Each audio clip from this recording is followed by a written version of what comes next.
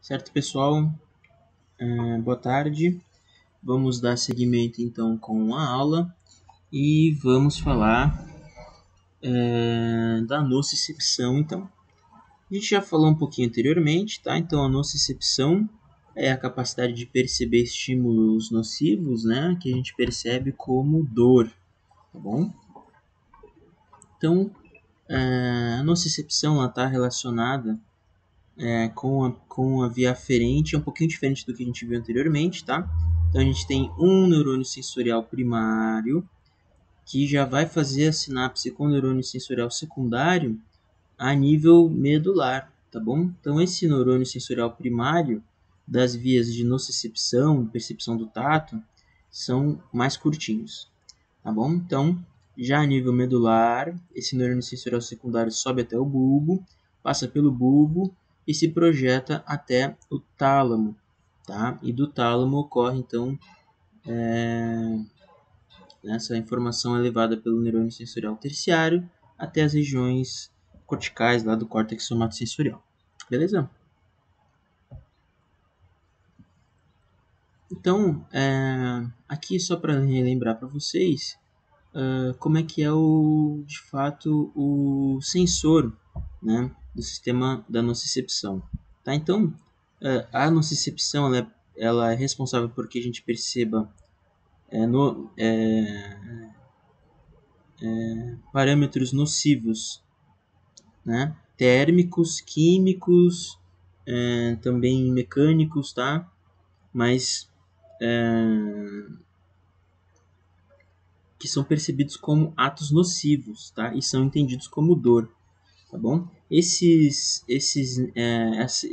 sensores, eles são então terminações nervosas livres, não possuem nenhuma adaptação, nenhuma especificidade nas suas terminações nervosas, tá? Então são terminações nervosas livres e nuas, tá? E a gente tem diversas desses receptores ao longo da nossa pele e em vários locais da nossa pele, tá? São diversos. Beleza? E a gente vai falar um pouquinho agora de como se dá esse mecanismo de nocicepção, tá bom? Eu já vou avisar para vocês que é um pouquinho complexo, tá bom? Então eu vou tentar falar assim mais devagarzinho, tá bom? Se eu estiver falando rápido demais, vocês podem diminuir a velocidade aí, ou então vocês podem até pedir para entrar em contato comigo, que eu posso até acabar fazendo algum outro vídeo tentando deixar as coisas um pouquinho mais simples, tá bom? Então vamos explicar agora aqui, vamos entender como é que funciona de fato a percepção da dor, tá? E para isso a gente vai usar aqui um exemplo da pele, tá? Então aqui a gente tem a pele, tá? Então aqui a gente tem a parte interna do corpo, tá? E aqui a parte externa. Então vamos imaginar que é o dedo, né? E a gente está botando uma agulha aqui no dedo, certo? Essa agulha que está sendo enfiada na pele, ela vai provocar uma destruição desse tecido, correto, pessoal? Vão ter células aqui que vão ser rompidas, vão ter células aqui que vão ser destruídas, tá? E isso vai gerar, então a gente está fazendo um estímulo mecânico primeiro, né? E a gente vai gerar, então, estímulos químicos. Mas por que estímulos químicos, professor? Porque o rompimento dessas células vai fazer com que elementos, moléculas, substâncias que deveriam ser encontradas só no interior das células passem a ser encontradas na matriz extracelular aqui do tecido, tá bom? Então, a gente vai, por exemplo, ver um aumento grande de potássio, ver um aumento grande de ATP, que são estruturas, são elementos, moléculas que deveriam ser encontradas dentro das células e que acabam sendo liberadas com o rompimento dessas células, né, frente, então, ao dano tecidual, tá? E a gente tem também a liberação de moléculas relacionadas a processos inflamatórios, tá bom? Então, a gente tem essa lesão celular e essa lesão celular leva à liberação de produtos intracelulares na matriz extracelular. Isso já vai ser, essas próprias moléculas já vão ser percebidas pelos nociceptores e já vão desencadear aí a resposta de dor, tá bom? Mas esses compostos eles vão ser também percebidos por células relacionadas à inflamação, mastócitos, neutrófilos, enfim, e essas células vão liberar então outras moléculas que são relacionadas ao processo de inflamação. Então vocês já devem ter estudado bastante isso. Processos de dano tecidual levam a um estado de inflamação bem intenso, tá bom? E os nociceptores, eles também são sensíveis a essas moléculas, então bradicinina, prostaglandinas, histamina, tá bom? E essas moléculas também vão aí acabar sendo percebidas pelas terminações nervosas na nossa percepção de dor, tá bom? Então é por isso que existe uma série de medicamentos analgésicos que são, na verdade, anti-inflamatórios, tá? Eles estão diminuindo a produção aqui dessas moléculas, tá bom? Um outro ponto importante também é que o próprio neurônio sensorial primário, ele libera também uma substância chamada substância P, tá bom? E essa substância P acaba gerando um feedback positivo, tá? E aumenta então a resposta inflamatória dessas células que estão relacionadas à inflamação, tá? Então o próprio neurônio sensorial primário acaba liberando essa substância P, que aumenta ainda mais o processo de inflamação, tá? Então, feedback aqui positivo. E também a substância P ela chega em vasos sanguíneos, tá? Locais, e também estimula, por exemplo, a dilatação desses vasos, que vai fazer com que chegue mais sangue, e isso aí também vai levar ao aumento dessa resposta inflamatória, porque vão ser, então, recrutados mais células relacionadas à inflamação, tá? Então é por isso também que a região que a gente machucou, ela fica vermelha, porque existe ali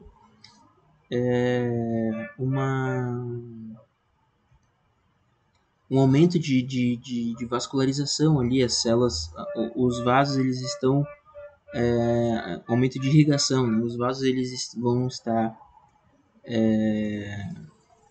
mais dilatados, então vai chegar mais sangue naquele local, por isso que fica mais vermelho, tá? Uma outra questão também é que esses neurônios aqui nociceptores, eles também respondem à diminuição na pressão de oxigênio ou aumento na produção de próton-hidrogênio. Isso está relacionado, por exemplo, a um aumento muito intenso do metabolismo celular, tá? E também aquele rompimento das membranas, o dano tecidual também pode acarretar um aumento grande da produção de próton, tá? De hidrogênio. Mas também um metabolismo celular muito intenso também pode ser percebido com uma aferição de dor. Então por isso que a gente sente, tá lá na academia, a gente sente já a dor no músculo, né? Quando a gente está ali, né, fazendo academia, levantando peso e tal, a gente já vai ter um aumento muito grande do metabolismo do músculo, tá? E isso vai estar relacionado a uma diminuição do oxigênio e um aumento, uma acidificação local ali.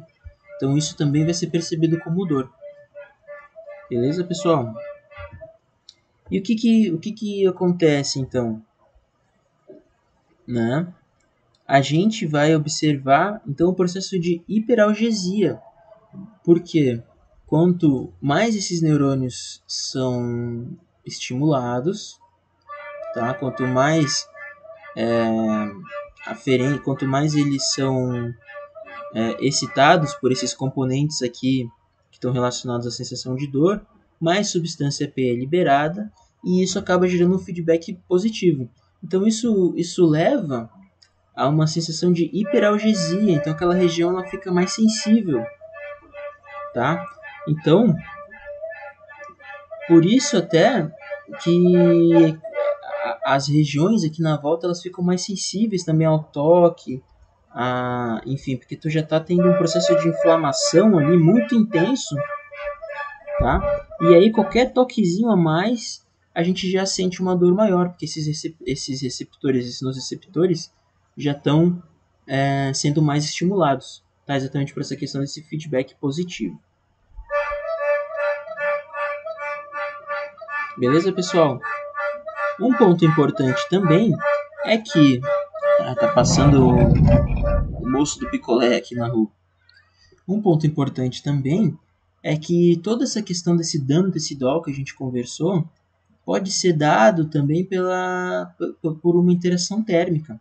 Então a gente sabe que no momento em que a temperatura aqui na pele ela é superior a 45 graus, então isso significa que essa aferência térmica ela já vai ser então percebida, já vai ser dada por nociceptores, tá? Então por mais que não ocorra ali a pele queimada, dano tecidual mesmo, só o fato de ter um aquecimento a 45 graus a gente já vai perceber aquilo como dor. E se a temperatura, se tu encostar alguma coisa muito quente, tipo assim, muito mais alta do que 45 graus, tu vai ter o dano tecidual sim, e aí tu vai ter todo esse processo que a gente conversou. Então a liberação de potássio, de ATP, o processo de inflamação e tudo isso, tá bom? E pessoal, não é só um estímulo mecânico ou um estímulo térmico. Qualquer coisa que provoque, qualquer coisa que vocês consigam imaginar que vai provocar algum tipo de dano tecidual, vai então acarretar, né, no início desse processo todo que a gente conversou agora. Tá bom? Acredito que eu tenha falado tudo que era necessário. Tá bom? Caso eu lembre que faltou alguma coisa, eu gravo mais um vídeo para vocês, tá? E eu vou também depois gravar um outro vídeo falando um pouco mais sobre sensação de dor, percepção de dor, analgesia, hiperalgesia, tá? Só que eu vou gravar isso num vídeo à parte, tá? Porque eu acho que essa é uma questão muito importante para quem trabalha com clínica, né? Vocês vão estar todo momento aí manipulando a boca dos pacientes e tal, provocando dor, querendo ou não, a gente sabe que os procedimentos que são feitos ali na clínica acabam levando a dor, tá? Então eu acho que esse é um ponto bem importante para vocês e é por isso que eu vou gravar um outro vídeo especificando um pouco mais essas questões da dor, sensação da dor, percepção da dor. Eu quero falar também sobre analgesia com vocês. A hiperalgesia a gente já entendeu, eu quero que a gente entenda também a analgesia, tá bom? E eu vou gravar um vídeo à parte só para a gente não inflar demais esse conteúdo do somatosensorial agora. Tá bom, pessoal? Aqui de novo, tá? Um ponto importante, a gente já falou bastante disso, mas só lembrando para vocês que as vias aferentes de dor são um pouco diferentes das vias aferentes de mecanorrecepção e propriocepção, tá? Então são vias um pouco mais lentas, a gente já falou disso, tá? E aqui eu gostaria de trazer só uma representatividade aqui dos dois tipos de fibra que existem de aferência de nocicepção, tá? Então aqui seriam essas duas fibras, tá vendo? Essa fibra A e a fibra C. Então ambas essas fibras, elas estão relacionadas à aferência de dor. Mas existem algumas diferenças específicas sobre elas que a gente vai falar aqui nesse slide, tá bom? Então a fibra A, tá? A gente pode ver que ela é uma fibra que é mielinizada. Então ela é já aí uma fibra relacionada à dor rápida, tá? Então o que se chama de primeira dor ou dor rápida. Então essa primeira dor ou dor rápida é uma dor mais intensa e que a gente consegue especificar muito bem aonde que está ocorrendo esse estímulo, tá? Então vamos imaginar uma formiga picando vocês. Aquela primeira picada ou um mosquito que nos pica, aquela primeira sensação a gente sabe perfeitamente onde aquele bichinho está lá, onde ele está nos picando, onde ele está nos ferroando. Essa é aquela primeira dor, aquela dor aguda que a gente caracteriza muito bem. Essa é a primeira dor. Só que a primeira dor também ela tem um período curto de duração. E depois a gente tem aí a dor que é aferida pela fibra C, que é uma fibra já que não é mais mielinizada, tá? Que é o que a gente chama de segunda dor ou dor lenta. Essa segunda dor ou dor lenta, ela já é uma dor que é menos intensa, mas que perpetua por um tempo maior. Então é aquela a formiga foi lá nos picou, nos ferrou, ou o mosquitinho foi lá nos picou. A gente tem aquela primeira dor, mata o mosquito, aí um dia depois a gente ainda sente aquela coisa estranha, né? Só que a gente já não consegue mais dizer muito bem. Às vezes a gente até chega para um amigo, para um parente, ó, um bicho me picou, mas eu já não sei mais bem onde é que é, não sei se é aqui ou se é ali. Então isso está relacionado a essas diferentes fibras que percebem essas aferências com tempos diferentes. Tá bom, pessoal? Então, resumindo, existe uma primeira dor ou uma dor rápida que está relacionada, que é mais intensa e que a gente consegue caracterizar muito bem aonde que ela ocorre, mas que dura pouco tempo, tá? E está relacionada então à aferência pelas fibras A.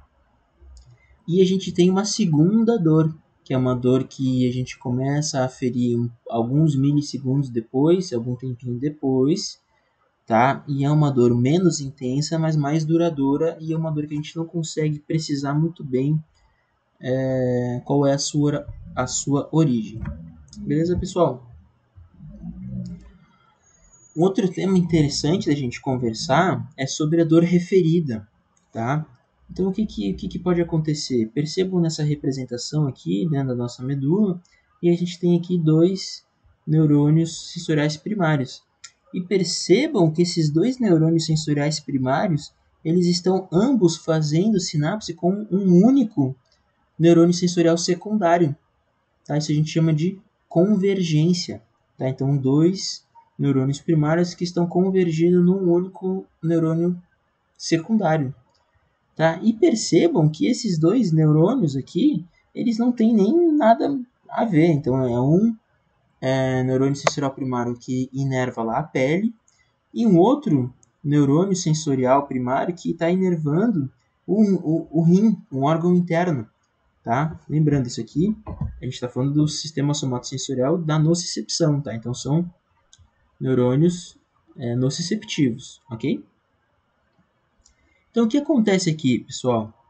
Vocês percebem que a gente já não vai conseguir distinguir se esse neurônio sensorial secundário aqui, ele não distingue se a informação que está ascendendo lá para o encéfalo ela é relacionada a uma dor no rim ou se ela é relacionada a uma dor na pele. Porque esses dois neurônios estão convergindo num único neurônio sensorial secundário, tá bom? E isso é que nos leva ao processo de dor referida. O que isso significa, professor? Que, às vezes, a gente está tendo uma estimulação aqui no neurônio sensorial secundário que é proveniente de uma aferência que está sendo dada no rim.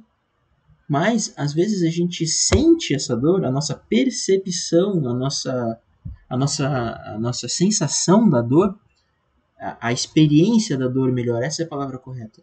A experiência da dor é dada na pele e não no rim. Mas a informação, teoricamente, era para estar chegando do rim. Isso que a gente chama de dor referida. Então a gente sente a dor numa parte do corpo que não tem nada a ver com a real origem dessa aferência, tá bom?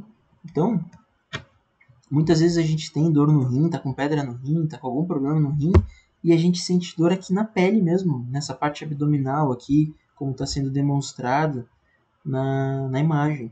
Então isso é resultado da dor referida. Então, na verdade, essa pessoa não está sentindo, ela tem a experiência da dor na pele, mas, na verdade, o problema está no rim. A estimulação mesmo, a captação dessa informação sensorial, a transdução, tudo está ocorrendo lá no rim, não na pele. E, na verdade, o exemplo maior disso é o ataque cardíaco. Então já é assim muito da cultura popular, e é uma coisa que é verídica, que é essa coisa de que se eu estou tendo um ataque cardíaco, eu sinto uma dor que irradia no braço. E isso é perfeito, é exatamente isso que acontece, é uma dor referida. Então, o que está ocorrendo ele é um dano no tecido cardíaco, e isso está estimulando neurônios sensoriais primários nociceptivos que estão enervando ali o coração, mas na verdade, por conta dessa convergência, a pessoa tem a experiência da dor no braço. Beleza, pessoal? E se vocês forem procurar, vocês vão ver que existem vários casos relacionados a isso, tá bom? Então isso é sempre interessante, acho muito curioso essa questão e acho que é sempre legal trazer. Então por isso que pessoas que estão tendo ataque cardíaco têm dor no braço, por uma questão de dor referida, tá bom?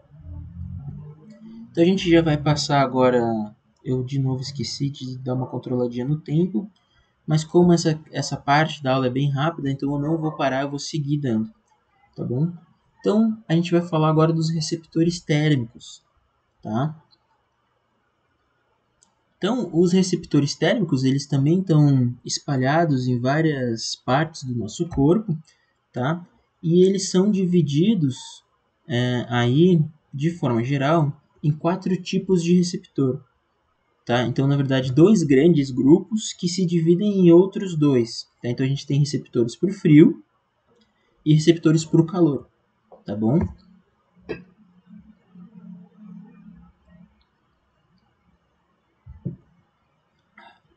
Os receptores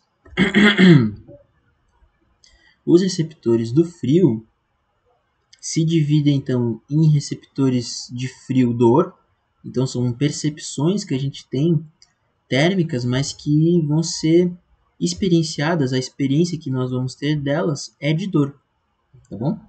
E a gente tem também um receptor para o frio, que não está relacionado à experiência da dor.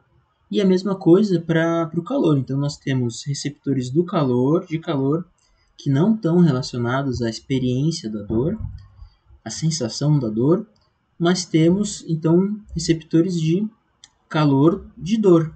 Então, aferências que nos provocam então a experiência da dor térmica, de queimação, enfim.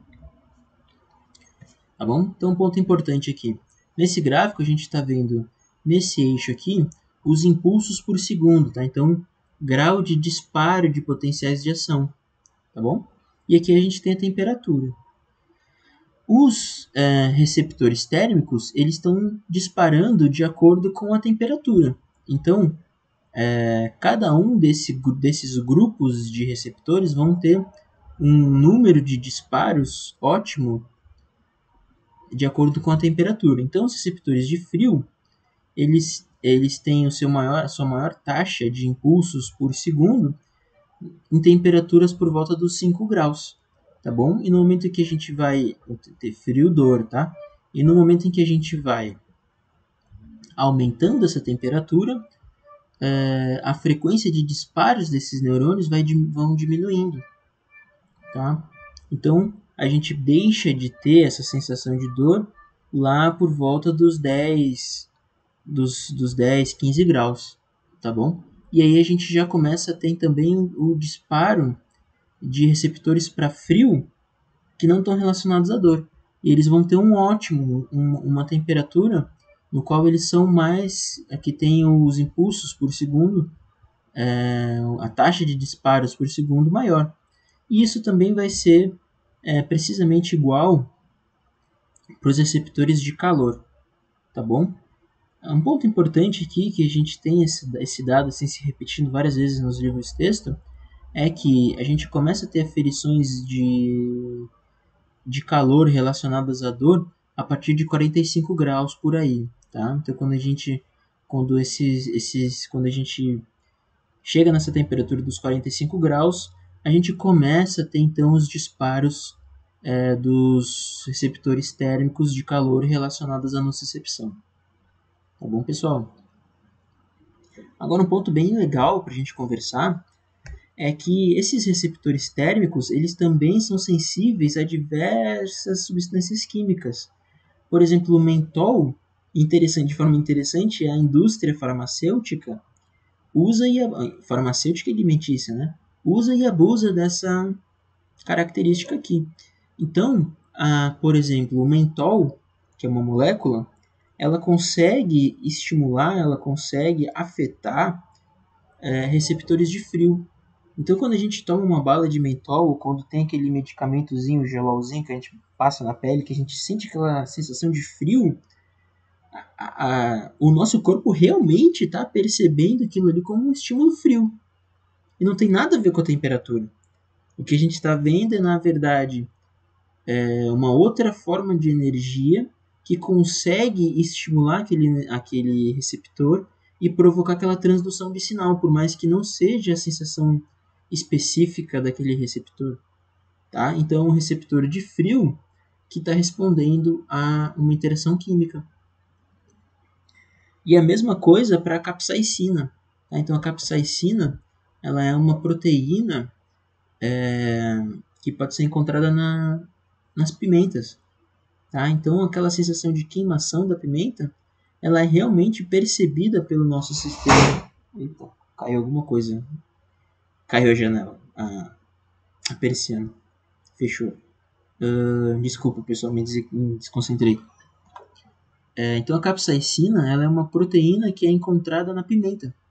Tá? E ela é capaz, então, de estimular, né? Ela é capaz de provocar um potencial graduado nos neurônios sensoriais primários relacionados à aferição de calor, dor, né, os nossos receptores de calor. Tá bom? Então, realmente, quando a gente come aquela pimenta, o nosso sistema nervoso está percebendo aquilo como uma queimação. Tá? E o que eu acho legal é que existem outros exemplos de estímulos que acabam provocando respostas em receptores os quais não estariam necessariamente adaptados para aquele estímulo específico. Por exemplo, aqui, são substâncias químicas que afetam receptores de frio. Tá? E a gente tem, por exemplo, a questão do soco. Não sei se vocês já tomaram soco, eu já tomei soco. A gente, quando toma soco, fala que está vendo estrela. Né? Então, na verdade, quando ocorre a pressão, né, a pressão no olho, né, a pressão no globo ocular, a gente está provocando aí uma deformação na retina que é percebida pelos fotorreceptores, que provoca algum tipo de resposta, que sensibiliza lá, que gera um potencial graduado nesses fotorreceptores, e esse estímulo não tem nada a ver com a luz. E por isso que a gente tem a sensação de visual, mas aquilo não tem nada a ver com a luz, não são fótons que estão estimulando os fotorreceptores, tá? É uma estimulação mecânica, tá? Então isso é muito louco, que isso aí nos mostra que a nossa percepção ela nem sempre está relacionada com a sensação, a experiência da sensação, ela nem sempre está realmente direcionada com um estímulo verdadeiro. Então não é sempre que tu está vendo luz que existe luz. Não é sempre que tu está sentindo sensação de queimação que tem calor. Tá bom? Isso é algo muito doido se a gente for parar para pensar em termos filosóficos e tal. Eu sempre sou assim, um cara que acaba indo mais para esse lado, sem ser muito descontrolar. Eu já estou falando, já começo a viajar. Tá bom? Mas isso é só para vocês ficarem pensando um pouco. Tá bom, pessoal? Então, com essa aula, a gente termina o conteúdo de somatosensorial, tá bom? E espero que vocês tenham gostado. E acredito que essa aula ficou um pouquinho longa, peço desculpas. Mas se vocês tiverem qualquer dúvida, lembre-se só entrar em contato ou tirar a dúvida no nosso momento síncrono, tá bom? Muito obrigado, pessoal. Espero que vocês tenham gostado e consigam estudar com tranquilidade, tá bom? Muito obrigado.